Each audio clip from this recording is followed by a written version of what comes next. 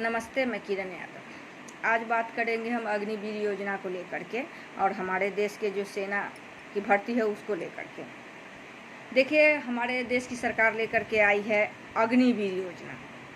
ये अग्निवीर स्कीम लेकर के आई है कि हमारे देश के हर एक युवा अग्निवीर से जुड़ा हुआ होगा और वो सबसे पहले सेना में आकर के 4 साल सेना देश की सेवा करेगा। उसके बाद ट्रेनिंग लेकर के दूसरे सेक्टर में जाएगा। चलिए, ये तो अच्छी बात है कि हर सेक्टर में जाने वाला व्यक्ति एक अग्निवीर का हिस्सा होगा, तो हमारा देश इससे बहुत मजबूत भी होगा और ये हमारे देश के लिए अच्छा भी है कि हमारे देश के हर एक युवा अग्निवीर होगा और उसके पास में सेना की ट्रेनिंग का हर ज्ञान होगा।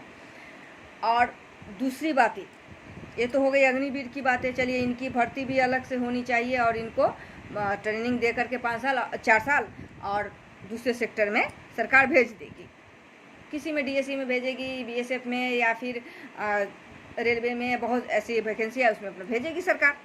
लेकिन ये जो 50,000 हर साल हमारे देश की सेना की जो भर्ती होती है और हमारे देश के सेना जो रिटायर होते हैं, उनकी प्रक्रिया में कोई छेड़छाड़ नहीं होनी चाहिए।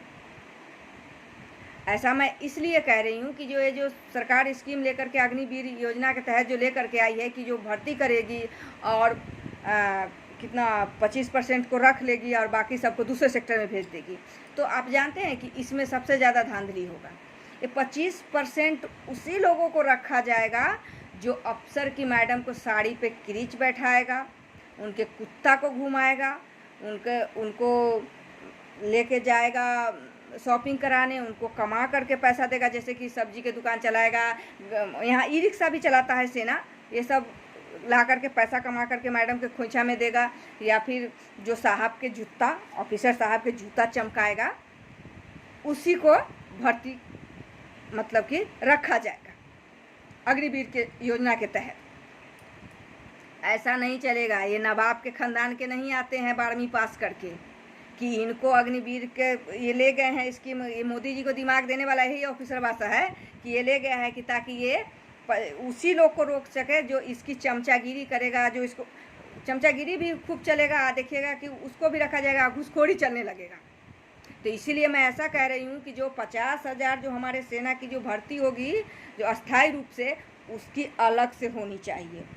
वो अग्निवीर से बहुत हटके होगा। अग्निवीर के जवान आएंगे, वो अपना ट्रेनिंग करेंगे, 4 साल में चले जाएंगे। लेकिन वो 50,000 जो आएंगे वो अलग से भर्ती होंगे, उनके अलग से वो रहेंगे, अलग से उनका रिटायरमेंट होगा। उनके में कोई छेड़छाड़ नहीं। जो हमारे देश के जो अस्थायी रूप वाले सेना है, उनमें उनकी किसी भी चीज़ में कोई छेड़छाड़ नहीं होनी चाहिए। ये जो मोदी जी जो कुछ अफसर के बहकावे में आकर के बहकावे में आकर के जो हमारे देश की सेना के साथ जो गद्दारी करने की सोच रहे हैं, ऐसा नहीं चलेगा। इस बात की तो मुझे जानकारी ही नहीं थी। हमारे दुकान पे 2-4 फौजी आए, वो बता रहे थे हमें कि दीदी जो आपने स्कीम बताया है वो अलग है और ये हमारे देश की सरकार है जो सेना के साथ गद्दारी करने जा रही है, वो तो पहले आप जान लीजिए। उसके बाद मुझे ये जानकारी मिली है कि ये लोग तो देश के सेना के साथ गद्दारी करने जा रहा था। अरे, आप जानते हो कि क्या करते हैं ये ऑफिसर? ये जो 18 लाख जो फौज, आप लोग जानते हैं कि 18 लाख फौज है, उसमें से आप जानते हैं कि फौज क्या करती है?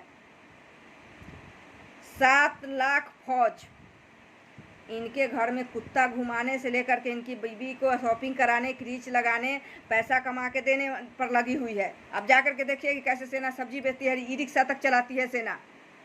क्या सेना इसके लिए है?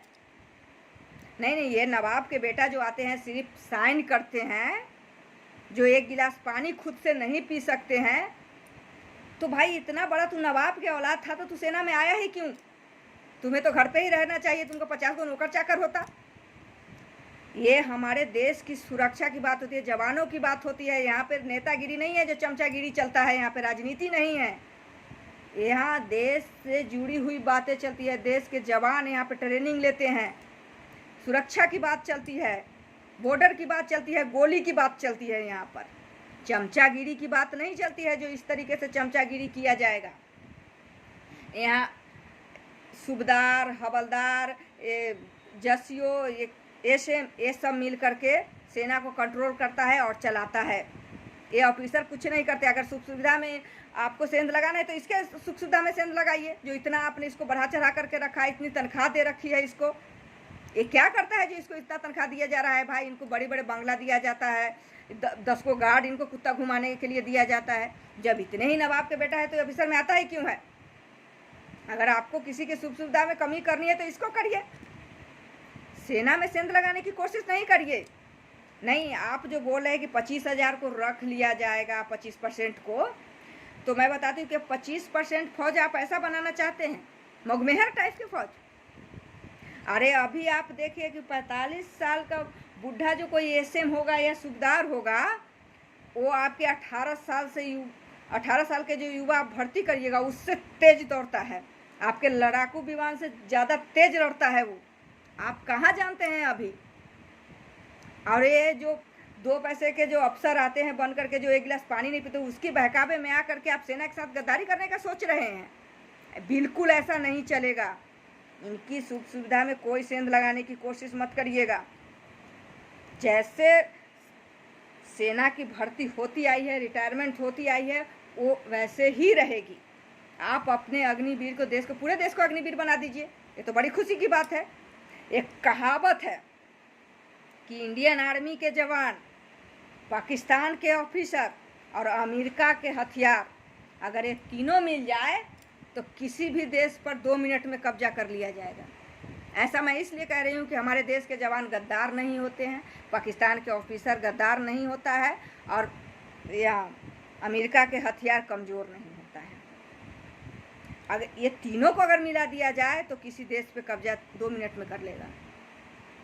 अगर गद्दार कोई होता है तो वो आपका ऑफिसर होता है गद्दार, जिसके बहकावे में आप आ रहे हैं। और सबसे पहले बात मैं कह रही हूँ, मोदी जी, आपको बहुत सेना के लोग बहुत सपोर्ट करता है।